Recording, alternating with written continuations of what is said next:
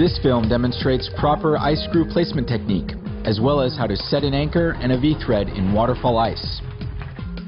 We will discuss the key technical elements, but remember that when swinging your tools into the ice, it is crucial to understand the medium on which you are climbing. The quality of the ice, its structure, the terrain above, recent changes in temperature, all these factors and others must be considered before you step off the ground and onto the ice. Make sure that you place an ice screw before reaching a section with difficult climbing or rotten ice. Always work to identify ahead of time where you plan to place an ice screw in order to avoid facing a potentially dangerous fall. Find a relaxed position with your weight-bearing arms straight and gripping a well-placed ice axe. Place your free axe far enough from the zone where you plan to place your ice screw to avoid inadvertently dislodging it. Place the ice screw at hip level. This position will allow you to apply optimum force. Ice screw placement can be broken down into 3 distinct steps. Step 1. Engaging the screw teeth. Make 3 to 5 half rotations without releasing the ice screw. Press firmly until you feel the teeth start to bite into the ice.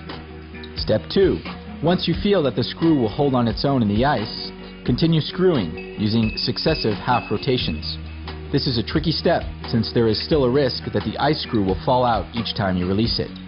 Finally, step 3. Once the screw is sufficiently started, open the crank and finish screwing until the ice screw's attachment point lies flush with the ice.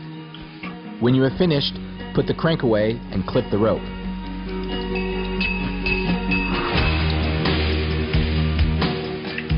When building an anchor, keep in mind that it must be able to withstand high forces and be in a safe and comfortable location for belaying. Keep an eye out for good quality ice and think to build your anchor in a spot that is protected from any potential ice or rockfall from the upcoming pitch. Place the first ice screw, clip it with a locking carabiner and connect yourself using a clove hitch. Place the second ice screw a good distance from the first, generally no less than 50 centimeters. Remember to keep a low vector angle for proper load distribution between each anchor point. Less than 60 degrees is the general rule, but the lower the angle, the better. Connect your other rope to a carabiner on the second anchor point with a clove hitch. Finish by clipping a sling into the carabiners. Adjust the length of each rope so that you are in a comfortable stance. You never know how long you will be there. To finish building your anchor, tie the master point knot so that the sling properly distributes the load. This will reduce shock loading on the anchor if one of the anchor points fails. Now you are ready to go off belay and pull up any slack. Be sure to stack the rope carefully in order to avoid tangles. Then place the rope properly through your belay device. You are now ready to belay your second. When arriving at the anchor, your second should stand on the side of the anchor where the next pitch starts. He or she should tie into the anchor with the rope and a locking carabiner at the master point. If you are swinging leads, transfer your belay device onto your belay loop. Prior to starting the next pitch, the lead climber should place a protection point close to the anchor and clip the second rope immediately through the protection point. This eliminates the risk of a factor 2 fall onto the anchor. Once this first point of protection is placed, the climber can unclip the other rope from the anchor and start leading the next pitch.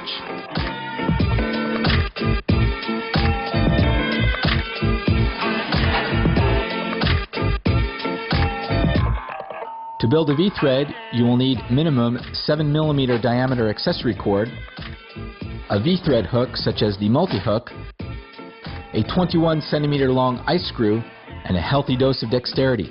We recommend that you practice beforehand on the ground. Start by tying into an ice screw. After cleaning off a patch of ice, make a hole at the desired angle. Make a second hole and try to intersect with the first as far back as possible.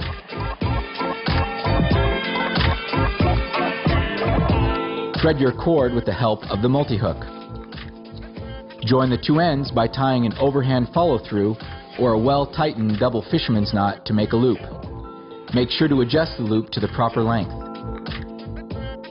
Next, thread your rope directly through the loop of accessory cord.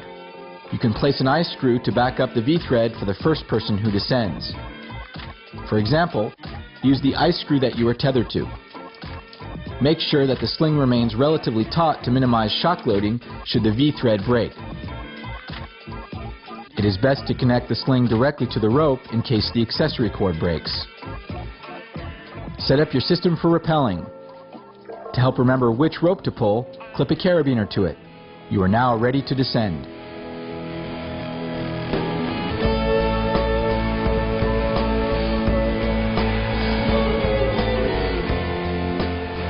To descend multiple rappels as quickly as possible without having to leave gear, it is possible to use a V-thread without accessory cord. This technique also has the advantage of leaving no trace. Simply thread the rope directly through the V-thread. Pay close attention to thread the rope to be pulled from the prior rappel. This technique has the advantage of being quicker, less gear intensive, and clean, but requires that you pay extremely close attention to the possibility of the rope freezing inside the V-thread holes. As with the classic V-thread, you can add an eye screw as a backup for the first person to rappel. Remember that the demonstration of techniques shown in this film are in no way a substitute for proper training and instruction with a mountain professional. Take the time in a safe environment to learn and practice the techniques presented before using them in a real situation. So what are you waiting for? Grab your tools and have a blast on the ice.